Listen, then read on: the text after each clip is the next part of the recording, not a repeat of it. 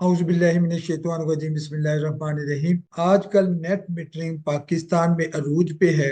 आज हम बात करेंगे नेट मीटरिंग की कैलकुलेशन के बारे में। अगर आपके घर में सोलर पैनल लगा है या लगवाने का प्लान है तो फिर ये वीडियो आपके लिए है। सबसे पहले मैं बताना चाहता हूँ नेट मीटरिंग क्या होती है। ये एक ऐसा सिस्टम है जहाँ सोलर पैनल सिर्फ बिजली जनरेट नहीं करता बल्कि जो एक्स्ट्रा बिजली होती है वो डिस्को को सप्लाई कर देता है। जरूरत पड़ने पर कस्टमर वापटा ग्रिड से बिजली लेकर यूज कर सकता है। बहुत से दोस्तों ने क्वेश्चन पूछा कैलकुलेशन कैसे होती है, कैलकुलेशन करने का तरीका क्या है, और काफी उन्होंने नेट मीटरिंग के बारे में बातें पूछी। सोचा चलो ये वीडियो बना लें। उनकी वजह से मैं ये वीडियो बना रहा हूँ। देर किस बात की, चलते हैं आज की वीडियो पे। वीडियो में क्या क्या टॉपिक कवर करेंगे।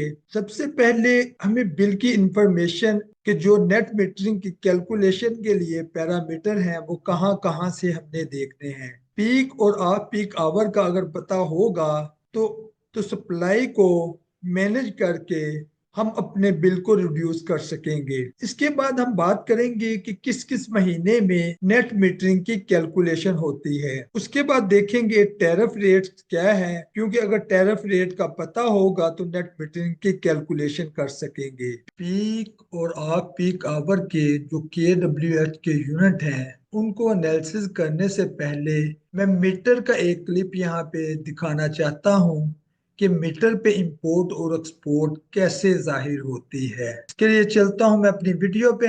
यहाँ पर सीरियल 04 के साथ जो एरो है उसकी डायरेक्शन राइट साइड पे है जो इंपोर्ट यूनिट को जाहिर करती है। ये 05 के साथ जो एरो है इसकी डायरेक्शन लेफ्ट साइड पे है जो एक्सपोर्ट यूनिट को जाहिर करती है। पीक और ऑफ पीक आवर के जो KWH के यूनिट हैं उनको कैसे एनालाइज करेंगे नेट मीटरिंग की कैलकुलेशन के लिए। इसके बाद हम देखेंगे 3 मंथ एक्सपोर्ट और इंपोर्ट जो है वो कैसे कैलकुलेट करनी है और उनको कैसे प्लस माइनस करके हम अपने नेट मीटरिंग की जो इलेक्ट्रिसिटी चार्जेस की अमाउंट है वो कैलकुलेट कर सकते हैं। इसके बाद हम देखेंगे नेगेटिव यूनिट की सूरत में हमारा क्रेडिट बिल जनरेट होगा।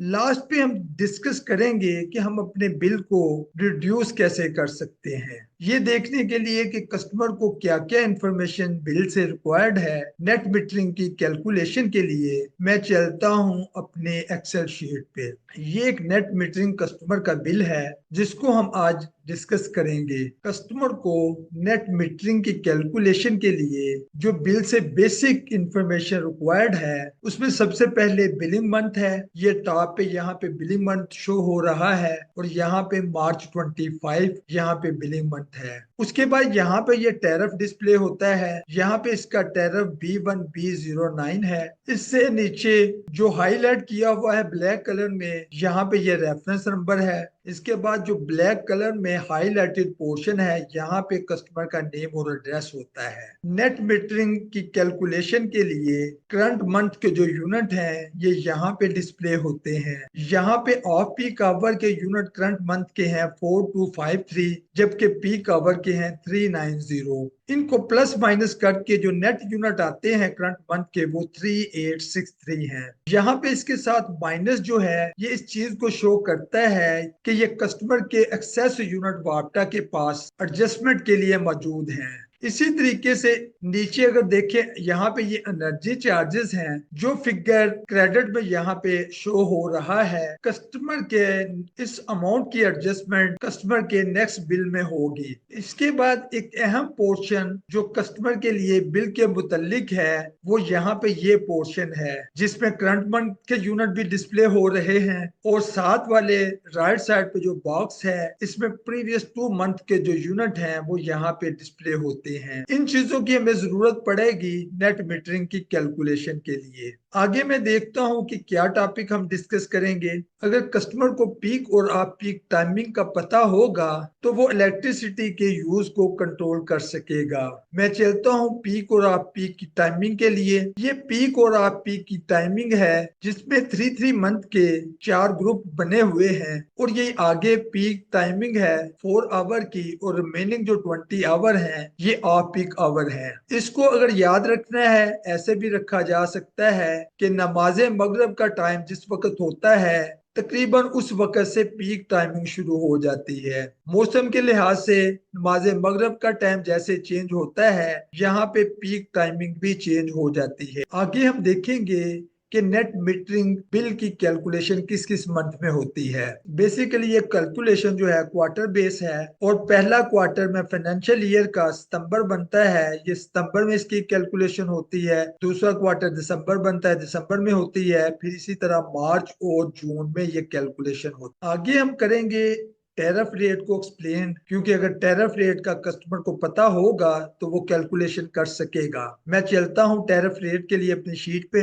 ये मेरे पास नेपरा के अप्रूव्ड टैरिफ हैं जो जुलाई 2024 से एप्लीकेबल हैं और ये इनके साथ इनका टैरिफ है, टैरिफ कोड है, पीक का रेट है और ऑफ पीक का रेट है। ये बेसिकली इंपोर्ट रेट है। जो एक्सपोर्ट रेट है वो फिक्स है और वो 27 रुपीज पर यूनिट है। आगे हम बात करेंगे पीक और ऑफ पीक के जो यूनिट हैं उनको हम कैसे कैलकुलेट करेंगे और किस तरीके से इंपोर्ट का रेट एप्लीकेबल होगा और किस तरीके से एक्सपोर्ट का रेट एप्लीकेबल होगा। इसके लिए मैंने एक सिंपल एग्जांपल ली है। मैं चलता हूँ उस शीट पे। यहाँ पे ये मेरी एक सिंपल एग्जांपल है। 500 यूनिट जनरेट किए, 300 यूनिट उसने खुद यूज कर लिए, 200 यूनिट एक्सपोर्ट कर दिए। उसके अलावा जो कस्टमर ने यूनिट कंज्यूम किए वो 600 थे। 300 सोलर से जो जनरेट हुई इलेक्ट्रिसिटी वो यूज हुए, जबकि 300 जो है ये यूनिट इंपोर्ट किए कस्टमर ने डिस्को से।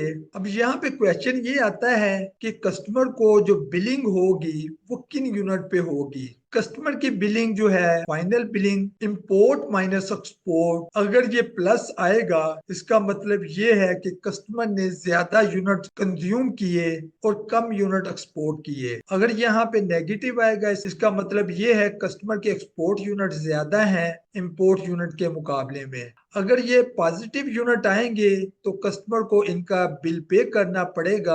अगर ये यूनिट नेगेटिव होंगे कस्टमर को उसका क्रेडिट दिया जाएगा। उसके बाद यहाँ पे मैं डिस्कस करना चाहता हूँ अमाउंट कैलकुलेशन के लिए हम क्या फार्मूला लगाएंगे। इंपोर्ट और एक्सपोर्ट यूनिट को मद्देनजर रखते हुए वो डिस्कस करना चाहता हूँ। यहाँ पे पीक आवर के यूनिट हैं और पीक आवर के यूनिट हमेशा इंपोर्ट होंगे। उसकी वजह ये है उस वक्त एक्सपोर्ट यूनिट पॉसिबल नहीं और ये पीक आवर के इंपोर्ट यूनिट होंगे। तो इन यूनिट को जो रेट हमारा इंपोर्ट का है जो मैंने स्लाइड में दिखाया है उससे मल्टीप्लाई करेंगे तो ये पीक आवर की अमाउंट यहाँ पे कैलकुलेट होगी। ऑफ पीक आवर में हम अमाउंट को कैसे कैलकुलेट करेंगे। यहाँ पे ये है कि अगर ऑफ पीक आवर के यूनिट जो है वो पॉजिटिव हैं जिसका मतलब ये है कि इंपोर्ट यूनिट ज्यादा है एक्सपोर्ट यूनिट से, तो वहां पे जो नेपरा का अप्रूव टैरिफ है ऑफ पीक आवर का वो यहाँ पे चार्ज होगा। ये मैंने यहाँ पे फार्मूले में लिखा है यूनिट ऑफ पीक आवर के और रेट जो है इंपोर्ट का वो यहाँ पे अप्लाई होगा। दूसरा सिनेरियो ये हो सकता है कि ऑफ पीक के जो यूनिट है वो नेगेटिव हों और ये किस सूरत में होंगे जब एक्सपोर्ट यूनिट जो है वो ज्यादा होंगे और इंपोर्ट यूनिट कम होंगे। अगर नेगेटिव यूनिट आएंगे तो फिर हमने कैलकुलेशन अमाउंट की कैसे करनी है। उसके लिए हम जो यूनिट होंगे ऑफ पीक के उनको एक्सपोर्ट रेट से, क्योंकि ये यूनिट एक्सपोर्ट के हैं, उनको एक्सपोर्ट रेट से हम मल्टीप्लाई करेंगे और एक्सपोर्ट रेट जो इस वक्त चल रहा है और मार्च के बिलों में भी जो लग के आया है वो 27 रुपीज है। अगर आपको ये वीडियो पसंद आए वीडियो को लाइक करें, चैनल को सब्सक्राइब करें, दूसरे दोस्तों के साथ शेयर करें और नीचे कमेंट्स बॉक्स में कमेंट्स जरूर दिया करें। आप लास्ट पे ये जरूर कमेंट्स दें क्या आप सोलर कस्टमर हैं, क्या आपके घर पे सोलर पैनल लगा है। ये एक नेट मीटर कस्टमर जो है उसका ग्राफिकल डाटा यहाँ पे प्रेजेंट हो रहा है। यहाँ पे जीरो के सामने ये व्हाइट कलर की लाइन डिस्प्ले हो रही है। इस लाइन से ऊपर जो है ये इंपोर्ट यूनिट है और लाइन से नीचे एक्सपोर्ट यूनिट है। यहाँ पे कलर के हिसाब से भी इसको देखा जा सकता है। अपनी सहूलत के लिए आप इसको स्टडी करना चाहें कर सकते हैं। यहाँ पे ये मैंने एक बिल का जो पोर्शन है वो यहाँ पे कट करके डिस्प्ले कर दिया। इसमें जो ये स्टार्टिंग वाला बॉक्स है करंट मंथ का जो डाटा है ये इसको डिस्प्ले करता है। ये जो सेकंड वाला बॉक्स है लास्ट 2 मंथ की रीडिंग है ये उसको यहाँ पे शो करता है। मैंने एक्सेल में जो वर्किंग शीट बनाई है उसमें मैंने सिंपल ये इंपोर्ट एक्सपोर्ट के और टोटल यूनिट जो ये बिल पे डिस्प्ले हो रहे हैं वो यहाँ पे मैंने रिप्रोड्यूस किए हैं। 3159 एक्सपोर्ट के यूनिट हैं और आप पीक के हैं वो मैंने यहाँ पे एक्सपोर्ट में और आप पीक में लिख दिए। एक्सपोर्ट के यूनिट पीक आवर के 0 है वो मैंने यहाँ पे लिख दिए। इंपोर्ट के यूनिट ऑफ पीक के 222 हैं वो यहाँ पे डिस्प्ले हो गए और इंपोर्ट यूनिट पीक आवर के 134 है वो यहाँ पे डिस्प्ले हो गए। अगर इन दोनों को हम प्लस करेंगे ये टोटल आ जाएगा और यही चीज 2937 यहाँ पे डिस्प्ले हो रही है और 134 यहाँ पे डिस्प्ले होता है। इन दोनों को अगर सम करेंगे 2803 आएगा। लास्ट 2 मंथ के जो यूनिट हैं ये भी हमें बिल से मिल जाएंगे। लेकिन यहाँ पे एक चीज को देखने की जरूरत है और वो ये है यहाँ पे प्लस होगा यहाँ पे हमने डाटा एंटर करते हुए उसके साथ माइनस का सिंबल लगाना है और जहाँ पे माइनस होगा उसके साथ प्लस का सिंबल लगाना है। ये जो करंट मंथ के यूनिट हैं और लास्ट 2 मंथ के यूनिट हैं इन दोनों को प्लस करके ये हमारे पास 3 मंथ के यूनिट आ जाएंगे। आगे यहाँ पे हमने कैलकुलेशन करनी है अगर 3 मंथ के जो यूनिट हैं ये नेगेटिव हैं अगर इसका मतलब ये है कि कस्टमर के इतने यूनिट एक्सेस जो हैं वो वापटा की तरफ आए हैं। हम बिल को देखें तो जो हम बिल कंज्यूम करते हैं उसमें जो यूनिट होते हैं वो पॉजिटिव होते हैं। यहाँ पे 390 जो यूनिट है ये पीक आवर के यूनिट हैं और ये पीक आवर के वो यूनिट हैं जो कस्टमर ने वापटा को पे करने हैं। अब आगे ये इस टैरिफ का पीक रेट है जो नेपरा टैरिफ में अप्रूव्ड है। नेपरा टैरिफ 2024 का जो है ये उसके रेट हैं। आप नेपरा की साइट से जाके इनको वेरीफाई भी कर सकते हैं और जब रेट रिवाइज हो आप वहां से नए रेट भी ले सकते हैं। और एक्सपोर्ट का रेट जो है जिस पे बहुत ज्यादा बातें हो रही हैं कि ये रेट रिड्यूस होके 10 रुपीज हो गया इस क्वार्टर में 10 रुपीज के हिसाब से रेट लगेगा। मार्च में जो रेट लगा है वो अभी तक 27 रुपीज जो पुराना रेट है उसी के हिसाब से यहाँ पे चार्ज हुआ। अब यहाँ पे अगर अमाउंट में आते हैं अमाउंट में मैंने ये फार्मूला ऊपर लिखा है। अगर इसकी समझ नहीं आती सिंपल इतना याद रखना है कि अगर ये यूनिट नेगेटिव है इसका मतलब ये है कि कस्टमर ने ये यूनिट वापटा को दिए तो रेट कौन सा है ये एक्सपोर्ट क्योंकि यूनिट किए तो एक्सपोर्ट रेट 27 है। 27 के साथ अगर हम इस फिगर को मल्टीप्लाई करेंगे तो ये आंसर आ जाएगा। मैं यहाँ पे इसको करके भी दिखाता हूँ। मैं इक्वल लिखता हूँ ये यूनिट है मल्टीप्लाई बाय रेट में करता हूँ। जैसे ही मैं एंटर प्रेस करता हूँ ये बिल्कुल वही फिगर जो यहाँ पे डिस्प्ले हो रहा है वो यहाँ पे हो गया। अब अगर हम इससे नीचे चलते हैं तो क्योंकि ये इम्पोर्ट यूनिट है पीक आवर के इसलिए इनको पीक आवर का इम्पोर्ट रेट जो है उससे मल्टीप्लाई करेंगे। मैं यहाँ पे जाके क्लिक करता हूँ ये ऊपर फार्मूला बार में फार्मूला भी यहाँ पे डिस्प्ले हो रहा है। इन दोनों को हम सम करेंगे अगर सम नेगेटिव में आएगा कस्टमर की एक्सेस अमाउंट वापटा की तरफ है जो कस्टमर ने वापटा से लेनी है और आने वाले महीनों में ये एडजस्ट होगी। और साथ अगर ये माइनस की अमाउंट आएगी तो बिल के ऊपर लिखा होगा credit bill not to be paid. यहाँ पे मैं ये बताना चाहता हूँ ये गैपको का बिल है और गैपको के बिल की इंफॉर्मेशन जिस जिस जगह पे डिस्प्ले हो रही थी वो मैंने यहाँ पे डिस्कस कर दी। इसके अलावा जो दूसरी डिस्को हैं उनका जो डाटा है वो बिल में जिस जगह पे डिस्प्ले होता है वो वहां से कलेक्ट करेंगे। मैं यहाँ पे ये भी बताना चाहता हूँ यही कैलकुलेशन वो कस्टमर भी यूज कर सकते हैं जो नेट मीटर के कस्टमर नहीं पर वो अपने जो टोटल 3 मंथ के यूनिट वाला कॉलम है यहाँ पे अपने महीने के यूनिट देंगे।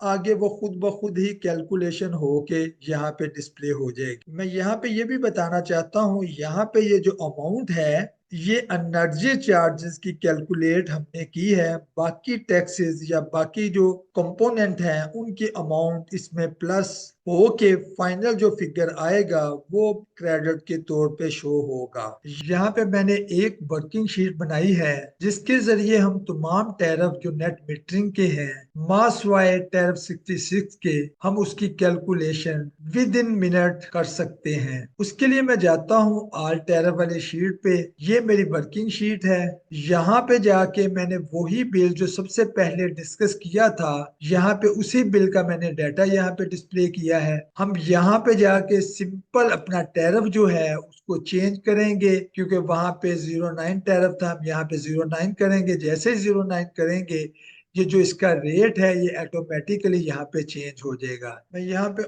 यूनिट एंटर करता हूँ, 222 है। यहाँ पे 134 है। और यहाँ पे एक्सपोर्ट ऑफ पीक के जो यूनिट है वो 3159 है। यहाँ पे ये लाइन में नेट यूनिट जो आ रहे हैं -2937 और 134, यहाँ पे भी ये वही यूनिट डिस्प्ले हो रहे हैं। यहाँ पे कैलकुलेशन के बाद भी वही यूनिट यहाँ पे आ रहे हैं। लास्ट 2 मंथ के यूनिट जो है ये यहाँ पे -1316 और -256 है। यहाँ पे मैं लिखता हूँ -1316 और नीचे मैं लिखता हूँ 256। अब यहाँ पे ये बिल जो है ऑटोमेटिकली ये टैरिफ 9 के हिसाब से यहाँ पे कैलकुलेट हो गया। अभी क्योंकि इस बिल की कैलकुलेशन मैंने पहले डिस्कस की थी, अगर वहां पे जाके देखें इसके नेट यूनिट बनते हैं -3863 और अमाउंट ये बनती है। यहाँ पे जाके हम देखते हैं -3863 और अमाउंट बिल्कुल सेम जो है यहाँ पे भी ये कैलकुलेट होती है। मैं ऑल टेरा वाली शीट जो है डिस्क्रिप्शन में रख दूंगा, जो इसको इस्तेमाल करना चाहें वो कर सकते हैं। जब तक गवर्नमेंट ऑफ पाकिस्तान की तरफ से कोई पॉलिसी चेंज ना हो या रेट रिवाइज ना हो, उस वक्त तक ये शीट उनकी कैलकुलेशन करके उनको एग्जैक्ट रिजल्ट देगी। मगर किसी किस्म की प्रॉब्लम हो कमेंट्स बॉक्स में शेयर करें, आपकी प्रॉब्लम का सलूशन देने की कोशिश करूंगा। आखिर में हम बात करेंगे कि हम अपने बिजली के बिल को कैसे रिड्यूस कर सकते हैं। इसमें सबसे पहले ये है कि कोशिश की जाए कि पीक आवर में जो इलेक्ट्रिसिटी है वो कम से कम यूज की जाए, और डे टाइम में जब सोलर से मैक्सिमम बिजली जनरेट हो उस वक्त इलेक्ट्रिसिटी मैक्सिमम यूज की जाए। इसके अलावा अगर आपकी जनरेशन आपके यूज से ज्यादा होगी, आपका बिल ना सिर्फ जीरो आ सकता है बल्कि नेगेटिव भी आ सकता है। लेकिन इसके लिए ये जरूर याद रखें कि जो लोड आपने अप्रूव करवाया है विद इन लिमिट रहे। नेट मीटरिंग सिस्टम को क्लोजली मॉनिटर करें, इंपोर्ट और एक्सपोर्ट यूनिट को वॉच करें और कोशिश करें कि एक्सपोर्ट यूनिट का बैलेंस हो। इसके लिए जो ऐप हैं उनको इंस्टॉल करें और उनको यूज करके डेली और मंथली बेस पे अपने एक्सपोर्ट इंपोर्ट के यूनिट देखें और लोड चेक करें। कोशिश करें रात को हैवी लोड इस्तेमाल ना करें।